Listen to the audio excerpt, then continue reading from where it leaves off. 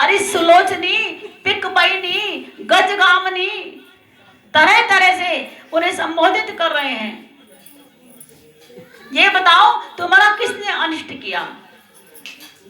उसको कंगाल कर दूंगा। बताओ किसको कंगाल करूं, किसको राजा करूं, किसको दंड दूं? कुछ तो बताओ। तो जो कुछ कहो कपटो करी तो ही, भाम निराम शपथ सत मोही। यदि किसी ने तुझसे कपट किया है, मुझे साथ बता दे, राम की सौगंध है, मैं उसे दंड जरूर दूंगा। चल दंड तो आप ही हो, फिर आपको आप अपने को दंड दे दो। आपने बिगाड़ा मेरा सारा खेल। पहले मैंने क्या खेल बिगाड़ा है कि बहुत दिन हो गए जब 2 वरदान देने के लिए कहा था। यह सुन मन गुनी शपथ पड़ी, बेहसी उठी मति मंद हंसी, और भूषण सजते बिलोक मृगु मनौ कीर्तन भंद।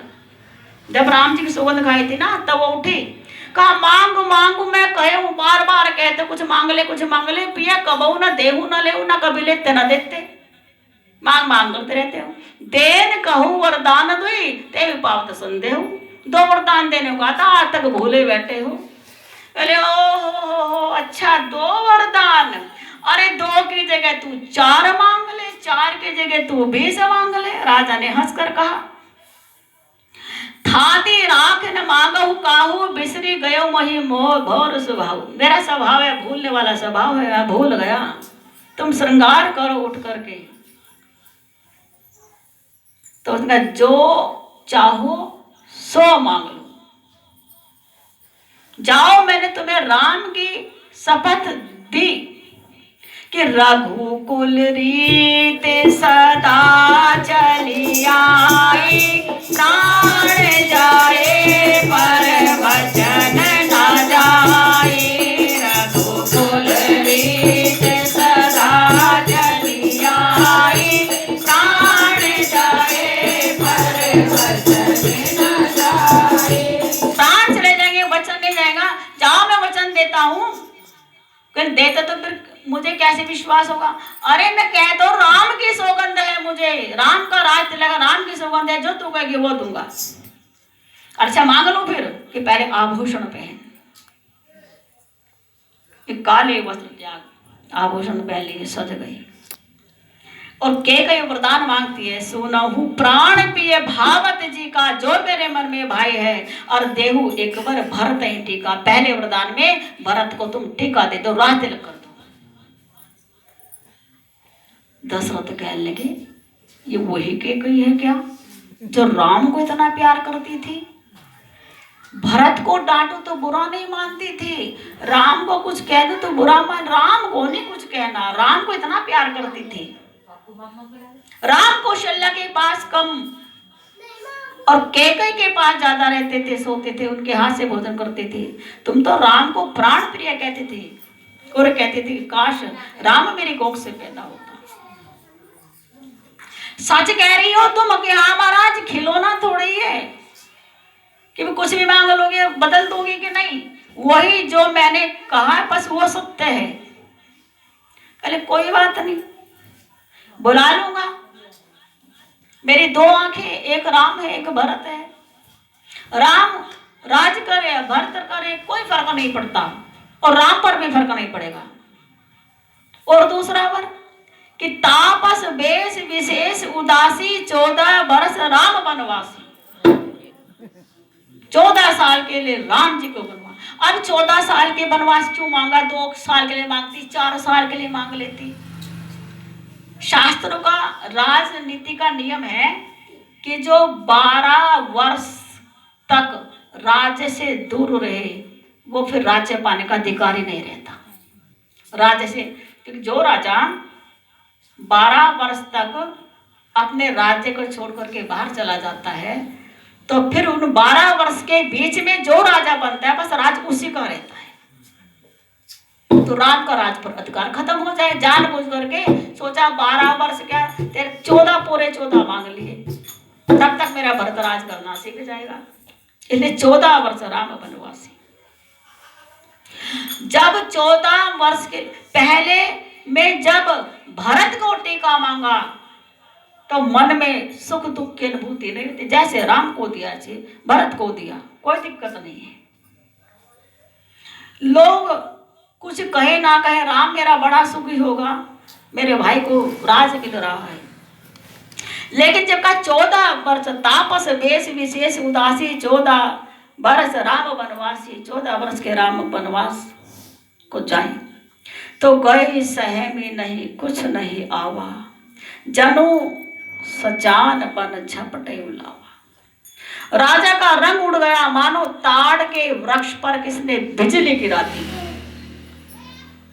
माथे हाथ मूंद दो लोचन, अपने माथे पे हाथ मारा, हे विधाता मैं क्या सुन रहा हूं। मूंद दो लोचन, अपने दोनों आंख मूंद लिए, तन धरि सोच लाग जन सोचन। सोचने लगे। नारी का विश्वास राजा को डस गया। रानी बोली, भरत की रावर पूत न हुई, क्या भरत तुम्हारा पूत नहीं है? आनई मोल बिसाही की मोही, आपने सोचा चना चबेना मांग लेगी, देने में आनाकानी कर रहे हो, आप ही लोगे। अरे शिवी को देखो, अपने तन का मांस काट करके तराजू में धर दिया था। अरे दधीची को देखो, अपने तन की हड्डी भी दान कर दी थी। बलि को देखो, रसातल में चला गया, अपना सरस दान कर दिया। और एक आप है, वचनों को देते हुए जोर पड़ रहा है आपको, और कह रहे हो रघुकुल रीत सदा चली आई, प्राण जाए पर वचन न जाए। वो कहती जा रही है, और जैसे जले पर नमक छिड़का जा रहा हो, कठोर वाणी बोलती जा रही है। पहले तो राज ने सोचा मुझे थोड़ा वैसे जानबूझ के हंसी कर रही है, लेकिन अब समझ गए बात सच्ची है, उपहास नहीं कर रही है। अब तो मेरी मृत्यु निकट है। हृदय कठोर करके बोले, मोरे भरत राम दुई आँखी राम, और भरत मेरी 2 आँख है, सत्य कहूं करी शंकर साखी। शंकर जी को साक्षी मान के कहता हूं कि राम और भरत मेरी 2 आँख है। लोभन राम ही राज कर, बहुत भरत पर प्रीति, मैं बड़ छोट विचार जिये, करत रहूं नरपनीति। राम की दृष्टि में कुछ ऐसा नहीं है कि मुझे मिलना चाहिए, भरत पर बहुत प्रीति है। वो तो मैंने ही राजनीति को विचार करके ऐसा सोचा कि बड़ा भाई है तो बड़े को राज, बड़े छोटे विचार, बड़े छोटे का विचार करके मैंने उसको राज दिया, भेद करके राज नहीं दिया। लेकिन रानी अपनी बात पर अड़ी रही। राजा दशरथ का मनाते मनाते सुबह तक कंठ सूख गया। ताज उसके चरणों में रख दिया, माथा भी जमीन पर टेक दिया। अरे तू अब भी सोच ले, अब भी कुछ अपने वचनों को थाम ले। कहने के अच्छा, मुझे फेर देने को बात कहते हो, इसका मतलब वचन देना नहीं चाहते हो। सर पटक पटक कर बहुत विनती करी, हाथ भी जोड़े, सारी उम्र तेरी दास की तरह सेवा करूंगा, अब भी सोच ले, तू कह क्या रही है, कुछ तो सोच ले। ऐसा लगता है तू अपनी वाणी नहीं बोल, किसी और की वाणी बोल रही है। लेकिन कुछ फर्क नहीं पड़ा, कंठ सूख गया। समझाते समझाते सारी रात काली हो गई, धरती पर गिर गए और राम राम राम राम पुकार रहे। राम राम रट विकल भुआलू, जन बिनु पंख विहंगल बिहालू। जैसे बिना पंख के पक्षी तड़फड़ाता है, ऐसे राम राम रट के दशरथ जी तड़प रहे हैं। सवेरा हो गया। भाट और चारण ये बिरदावली पढ़ने आए कि आज रात तिलक होगा, मंगल गान गाने की तैयारी करने लगे। इधर जो सुमंत्र था मंत्री सोचने लगा कि राजा को तो बुला लूं, लेकिन ये सोच रहे हैं कि राजा को शायद ज्यादा गहरी नींद आ गई, अब तक जगे नहीं, ज्यादा मेहनत की कल सारे दिन, कहा तो पो फटने से पहले जग जाते थे, अब सूरज उदय हो गया तब भी नहीं जगे। अंदर गए, राजा कहाँ है? महाराज कोप भवन में। कोप भवन में? तो पैर ठिठके सुमंत्र के। अच्छा, चले जाओ महाराज आगे। सुमंत्र जी मंत्री गए, देखा राजा मछली की तरह तड़प रहे हैं, बेसुध पड़े हैं। अब तो मुंह से राम राम भी निकल रहा, कंठ में प्राण आ गए। रानी एक तरफ खड़ी है, समझ गए कुछ दाल में काला है। पूछा महारानी महाराज को क्या हुआ? कुछ नहीं, बस राम को याद कर रहे हैं, तबीयत थोड़ी ढीली है, आप राम को बुला लो। समझ गए कुछ कुचाल रची गई, राम जी को बुला रहे। राम जी आए, जैसे गजराज सिंहनी को देखकर सहम गया हो, राजा के सूखे हुए होठ देखकर, जलता हुआ शरीर देखकर, तड़पता हुआ देखकर राम जी सहम गए। पिता को क्या हो गया? करुणा में मृदु राम स्वभाव, प्रथम देख दुख सुना न कहूं। आज तक राम जी ने कोई दुख देखा नहीं था। माता से पिता के दुख का कारण पूछा कि कहीं ने दो वरदान वाली बात बता दी। अरे बेटे, राजा धर्म संकट में उलझ गए, तुम ही उभार सकते हो राजा को। राजा तुम्हें छोड़ना नहीं चाहते और मैंने तुम्हारे लिए 14 वर्ष का वनवास मांग लिया।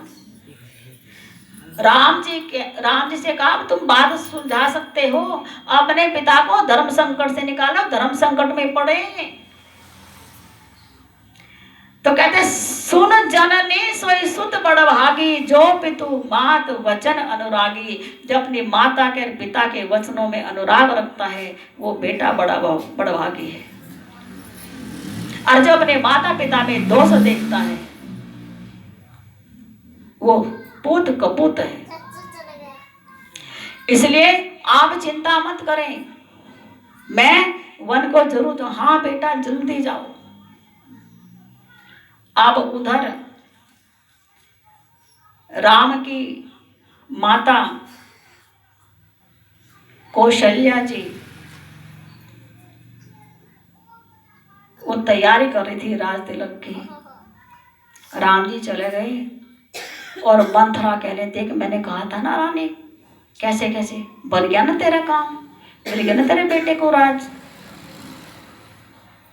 तो स्त्री के कपट में राजा धर्म संकट में पड़ गए। तो इसलिए हमारे शास्त्र, कुछ स्त्रियां चिढ़ जाती हैं, स्त्रियों की बहुत जो है उसमें निंदा लिखी गई है। जैसे सुंदरकांड में ढोर गवार शूद्र पशु नारी सकल ताड़ना के अधिकारी, वो ऐसी ऐसी स्त्रियों के लिए लिखा गया। वैसे जो सौभाग्यवती स्त्रियां हैं, जो ज्ञानी ध्यानी स्त्रियां हैं, उनके लिए थोड़े कुछ लिखा गया, उनके लिए लिखा गया। जैसे कि राजा जनक ने वीर विहीन कहा, तो जिन्होंने धनुष को हाथ लगाया तो उनके लिए ही तो कहा, जिन्होंने धनुष को हाथ नहीं लगा उनकी शान के खिलाफ शब्द नहीं थे। तो ऐसे ही जो स्त्रियां कुबुद्धि हैं वो दंड की पात्र है। ढोल गवार शूद्र पशु नारी सकल ताड़ना के करे, वही ताड़ित करने योग्य है जो गलत काम करती है। जैसे कि मंथरा पीटने लायक थी, शत्रुघ्न ने बहुत पिटाई की उसकी, लेकिन जिनके अंदर वो दोष नहीं है। हमारे यहाँ तो नारियों की पूजा होती है, ये कहते हैं शास्त्र, जिस घर में नारी की पूजा होती है वहां देवता रमण करते हैं, तत्र रमनते देवता। लेकिन ये जो तिरिया हट है ये बहुत बुरी हट है। क्या रंग दिखलाया जगत में तिरिया के हट को देखो रे, क्या रंग दिखलाया जगत में तिरिया के हट को देखो रे, क्या रंग दिखलाया जगत में तिरिया के हट को। रूप बसंत बसंत की सोतेली माँ, रानी आई से हट में, रूप बसंत की सोतेली माँ, रानी आई से हट में, खुद की गलती छिपा राजा से, बच्चे डाले संकट में, खुद की गलती छिपा राजा से, बच्चे डाले संकट में, देश निकलवाया जगत में तिरिया के हट को, देखो रे देश निकलवाया जगत में तिरिया के हट को, देखो रे क्या दिखलाया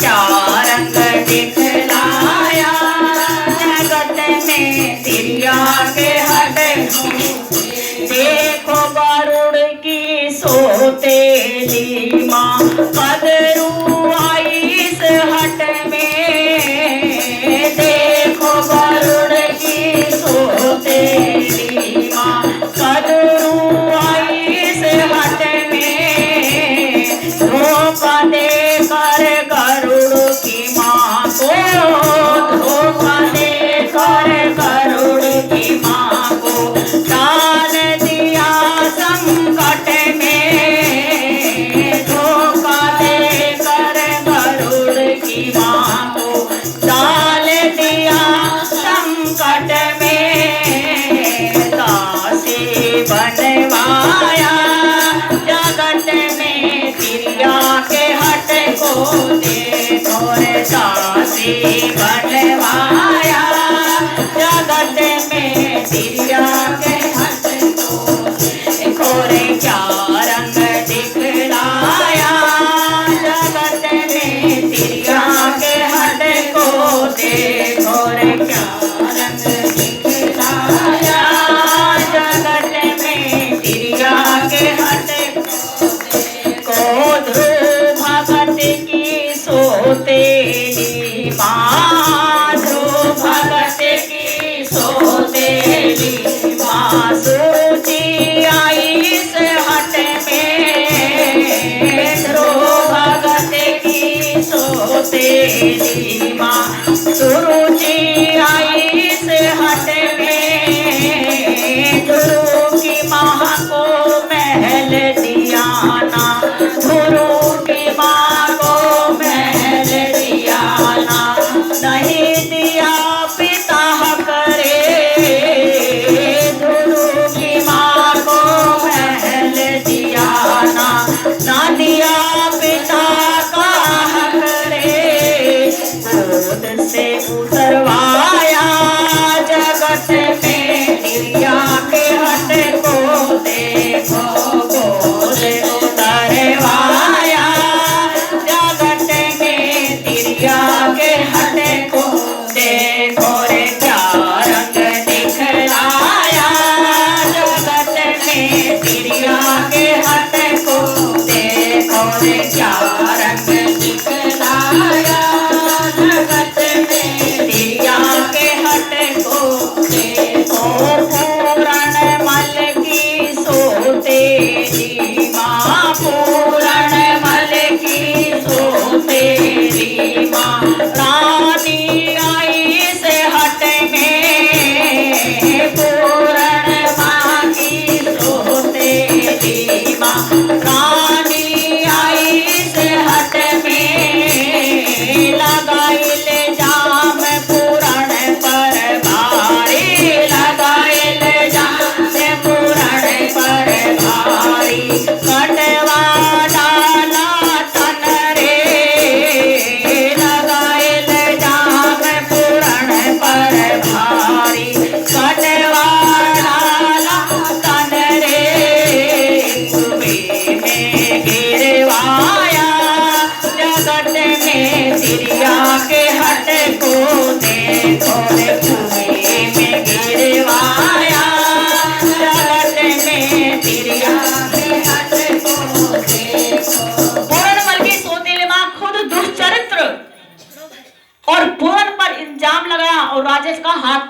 के कुएं में गिरवा दो। हाथ पैर काट के कुएं में गिरवा दिया।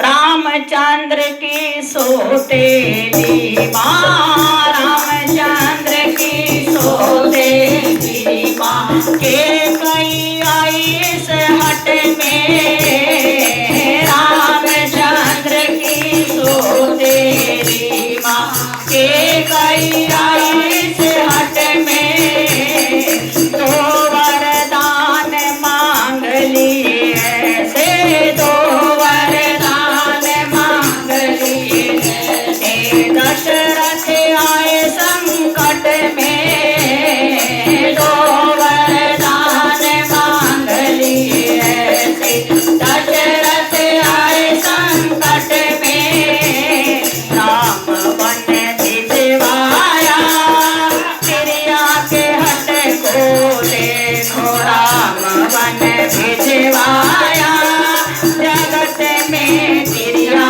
के हट को देखो, क्या रंग दिखलाया जगत में तिरिया के हट को देखो रे, क्या रंग दिखलाया जगत में तिरिया के हट को देखो।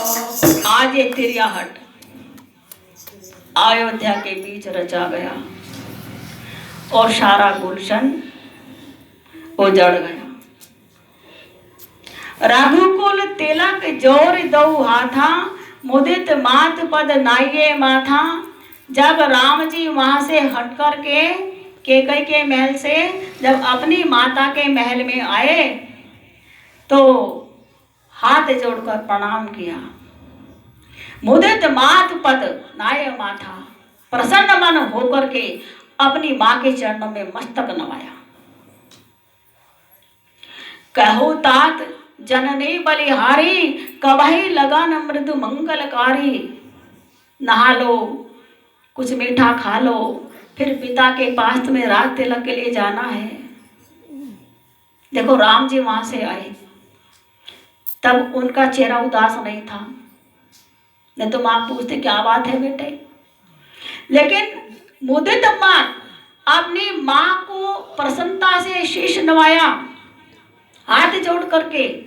माँ ने कहा बेटा थक गए होंगे, तुम भी सुबह से इधर उधर भागे हुए हो, कहाँ गए थे, जाओ नहा लो, वस्त्र पहनो मैंने, आज मैं अपने हाथों से तुम्हारा श्रृंगार करूंगी, मीठा खाओ, बड़े बड़े मिष्ठान बनाए अपने हाथों से, फिर पिता के पास जाना, तुम्हारा राज तिलक होगा। राम जी ने मृदु वचन बोले, पिता देन मोहि कान न राजू। आज तो पिता ने मुझे जंगलों का राज दे दिया, जहाँ सब भांति मोर पड़ काजू, जहाँ मेरे बड़े बड़े काम बनेंगे। आयुष देहि मुदित मत माना माता, जय मुद मंगल कानन जाता। आप मुझे जंगलों में जाने की जो है आज्ञा दो, आशीर्वाद दो। अब सोचती है शायद राम जो है मेरे साथ मजाक कर रहा है कि राम तू क्या कह रहा है, बनराज कर रहा है, बन का राजा। अरे तू अयोध्या का राजा है, जल्दी नहा ले, धो ले, अपने सब काम कर।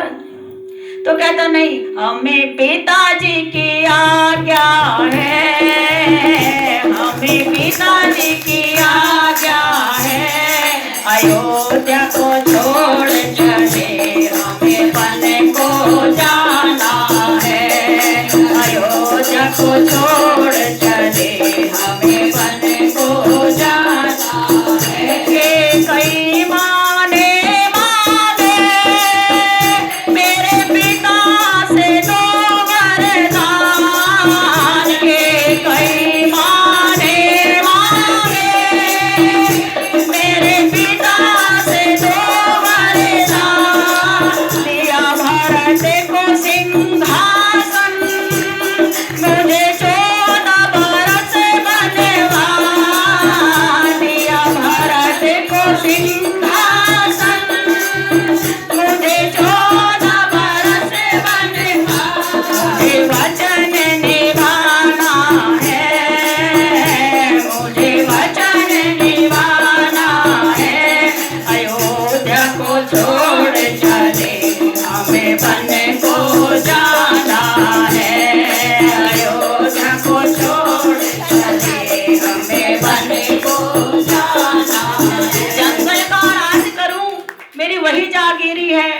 साधु का भेष धरूं, मुझे मिली फकीरी है, कुटिया में ठिकाना है, अयोध्या को छोड़ चले हमें वन को जाना है। यदि वन को नहीं जाता मिट जाए वचन की आन, गद्दार है वो बेटा जो घटा दे पिता का मान, मुझे मान बढ़ाना है, अयोध्या को छोड़ चले हमें वन को जाना है। मेरे गम से दुखी है पिता, जब सारी बात का वर्णन करते जाते हैं राम, तो आज राम की माँ को विश्वास आ रहा है कि मजाक नहीं कर रहा है तो सत्य बोल रहा है। मेरे गम से दुखी है पिता, उनका हाल हुआ बेहाल, तुम धीरज धरना मां और रखना अपना उनका ख्याल, तुम्हें नहीं घबराना है, अयोध्या को छोड़ चले हमें वन को जाना है। कंदमूल फल खाकर जीवन को बिताऊंगा, इस मुनियों की सेवा कर मैं ज्ञान को पाऊंगा, फिर लौट के आना है, अयोध्या को छोड़ चले हमें वन को जाना है। समय होता बड़ा बलवान, कभी हाथ नहीं आता, समय होता बड़ा बलवान, कभी हाथ नहीं आता, जो होता वीर महान वो कभी न घबराता, जो होता वीर महान वो कभी न घबराता, हमें धर्म निभाना है, हमें धर्म निभाना है, अयोध्या को छोड़ चले हमें वन को जाना है, अयोध्या को छोड़ चले हमें वन को जाना है। वर्ष 410 विपिन बसी कर पितु वचन प्रमाण, पिता के वचनों का प्रमाण है ये, आए पाए को देखूं मन जन कर से बला। आकर के फिर हम आपसे मिलेंगे, 14 साल के लिए हमें वन को जाना है। वचन विनीत मधुर रघुवर के, जबकि राम जी ने क्या बात होगी,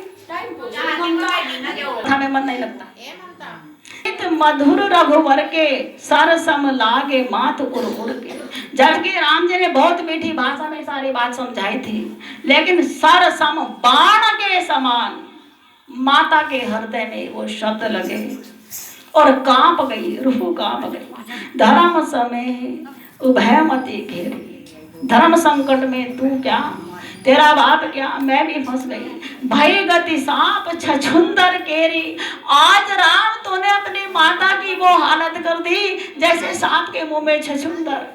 मैं ये कहूं तू चला जा तो तेरी माता मर जाएगी, तू रहेगा तो तेरा धर्म चला जाएगा, और तू चला जाएगा तो मुझे पता तेरा बाप भी मर जाएगा। राम आज मेरे सामने या तो बेटा रहेगा या बाप रहेगा, दोनों में से एक को खो दूंगी। राम तो कितनी सहज भाव से बात मुझे कह गया है कि मुझे वन को जाना है।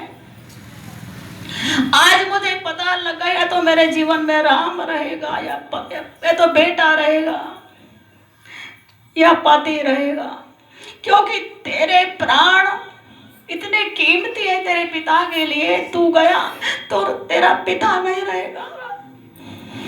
जीते जी तू मुझे उजाड़ के कहां चला जा रहा है, मैं तुझे आशीर्वाद कैसे दे, तू जंगल को चला जा। इधर तो जंगल को जाएगा, इधर मेरा सारी बगिया उजड़ जाएगी, मेरी माँ भी उजड़ जाएगी। माँ तू ऐसी बात क्यों कहती, मुझे पता है जब तो तू केवल 1-2 महीने के लिए विश्वामित्र के साथ गया था, कैसे एक एक क्षण तेरे पिता ने तेरे बिना जिया है वो हालत में जानती हूँ। तो 14 वर्ष कैसे तेरे पिता बिताएंगे राम, तू नहीं जानता, मैं जानती हूँ। तेरे पिता के दुख दर्द का मैंने सामना किया राम, तूने नहीं किया। तो आज माता बड़ी दुखी है, कैसे कहूँ तू जंगल में चला जा रहा, बहुत दुखी हो गई माता। इधर अपने कक्ष से निकल के सीता जी आई, देखा माता क्यों रो रही है। अपने पति से पूछा राम जी से, माँ क्यों रो रही है, मेरी सास को क्या हुआ। तब उन्होंने बताया मैंने तो समझाया, माँ समझ नहीं रही है। अब तुम्हारा फर्ज बनता है तुम माता जी को समझाओ कैसे क्या घटना हो गई। राम जी ने बताया